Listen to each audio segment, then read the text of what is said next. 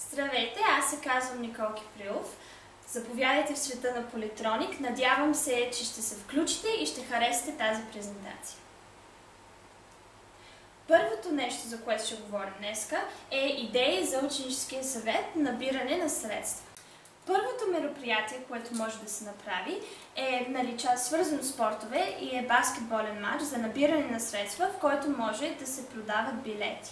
Най-стандартното за баскетболен матч е ученици срещу ученици, но може, за да стане по-интересно, да е учители срещу учители, а за да стане най-интересно е ученици срещу учители. Ученическият съвет има много отговорности и задължения, за да се направи този баскетболен матч. Първото нещо, което е много важно, е организацията. Значи трябва да се уточни място, участници, дали ще са ученици или учители, ден, час, материали, какво ще трябва, напитки, храна за продажба и най-важното е кауза за набирането на средства. Също е много важно да се продадат билетите за парите. Ученически съвет трябва да уточни цена, трябва да се направи реклама за всички ученици и учители в училището да разберат за този матч. Трябва да има печат на билетите, разпространение и събирането на пари, което е длъжност на ковчезника.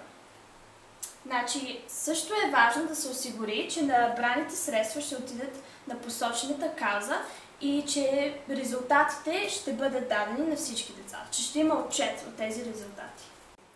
Една друга интересна идея за набиране на средства е шоу на талантите. Значи, може, ако искате да пеете, има танцуване, може да има инструменти да свирите, фокуси, също и театър и поезия, или ако решите нещо друго забавно да правите, също може и него да правите. Ученическия съвет има пак отговорности, повечето са същите. Организация, разбира се, място, участници, кой ще свири, кой ще пее, ден, час, материали, напитки, храна за продаване, кауза на събирането на средства и така нататък. Продажбата на билети, разбира се, е важно. Ученическия съвет да уточни цена, да направи реклама, да има печат на билетите, да има разпространение на информацията и събирането на пари. И да се осигури, че тези пари ще отидат на посочената кауза. И е много важно за всичките тези мероприятия да има одобрение от администрацията преди да се организират. Една друга интересна идея е да си направите следобед за филми. Ние препоръчваме един път до 2 пъти на месеца, зависи дали има свободна стая или дали има учители, които ще искат да дойдат. Значи, какво е нужно за това? Нужна е голяма стая, за да се пусне филма, проектор, разбира се, штори или ако нямате штори, един чершаф може да закачите, за да не влиза светлината през прозореца, храна и напитки, чипс, кола за продаване и да се осигури участието на учители, които ще бъдат придружители и да надглеждат децата по време на филма. Самия филм, разбира се, и лаптоп, за да се включи филма. Ученическия съвет, пак тук има много отговорности, малко са по-различни. Пак най-важното е организацията. Място, ден, час, материали, какво ще е нужно, напитки, храна, за да се продават и каузата за набирането на средства. Значи всички останали, всички други мероприятия, каузата на тях може да бъде, да кажем, да се набират средства, за да се купи проектор и да може това мероприятие да се осъществи. Значи продажба на билети също е важно. Ученическия съвет трябва да определи цена, подходяща цена, да направи реклама, да има печат на билетите, разпространение и събиране на пари. И да се осигури, че тези пари ще отидат на посочената кауза. И както казах преди, също е важно да има одобрение от администрацията за това мероприятие да се осъществи. Една друга интересна идея може да бъде осъществена по време на седмицата преди Свети Валентин. Значи, взимате червени листа и отрязвате сърчица, малки червени сърчица. След това може тези сърчица да ги продадете за малко пари и децата, които искат да ги купят, си пишат с черен фломастер имената на тях. Ако не ви дават да продавате тези сърчица между часовете, може и по време на часовете така да ги раздавате, вместо да имате маса, където да ги продавате.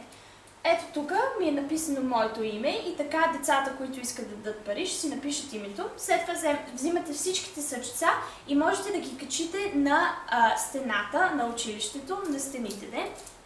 И така това ще символизира, че децата са искали да помогнат и да дадат пари за някаква си кауза. Ако не ви позволяват да ги закачите и стените, може да ги направите и на плакати и така да ги закачите. Последното нещо, за което ще говорим, е благотворителност. Може децата и учителите в училище да донесат дрехи или може да донесат и подаръци преди коледните празници. И тези подаръци и дрехи ще се занесат може в дом за деца, може в църква, може и в болница.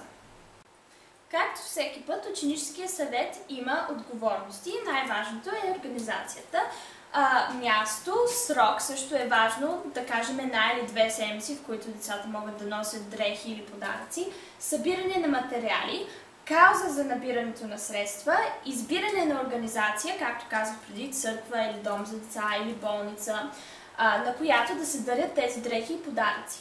Събиране на материали също е важно и транспортиране и даряване на материалите. Важно е участниците в ученическия съвет да осигурят транспорт, да се занесат тези дрехи и подаръци.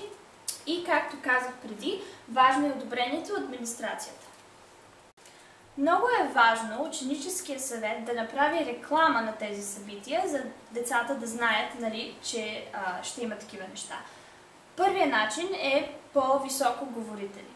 Вторият начин е да се напишат статии в училищния вестник и децата и учителите да ги прочитат и да разбират за това.